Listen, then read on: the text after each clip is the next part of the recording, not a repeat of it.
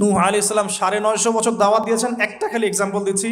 তিনি সূরা নূহের মধ্যে আল্লাহ পাক বলেছেন, নূহ আলাইহিস সালাম আল্লাহকে বলছেন, রব্বি, হে আমার রব, ইন্নী দাআহার, আমি আমার এই কওমকে প্রতিদিন প্রতি রাত দাওয়াত দিয়েছি। সুবহানাল্লাহ। প্রতিদিন প্রতি রাত। আজকে এসেছি, হয়তো ২-৩ মাস পরে আপনাদের এখানে আবার আসতে পারি। প্রতিদিন প্রতি রাত কিন্তু আমি দাওয়াতি কাজ করতে পারছি না, আমরা কেউই করছি না। নূহ আলাইহিস সালাম বলছেন, আমি বিনা আজর, কোনো আজর ছাড়াই, কোনো স্বার্থ ছাড়াই, আল্লাহ, আমি আমার কওমকে দিন রাত দাওয়াত দিয়েছি। ওয়ালাম ইয়াজিদহুম দুআই ইল্লা ফিরারা। যখনই দাওয়াত দিয়েছি, আমার দাওয়াত শুনে তারা খালি পৃষ্ঠ প্রদর্শন করেছে। কেউ মাথা ঢেকে ফেলেছে, কেউ মুখ কান বন্ধ করেছে, হ্যাঁ, কেউ আমাকে পাগল বলেছে, মজনুন বলেছে।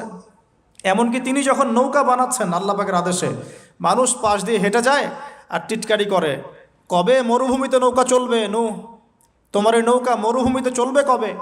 মানুষ টিটকারি মারে।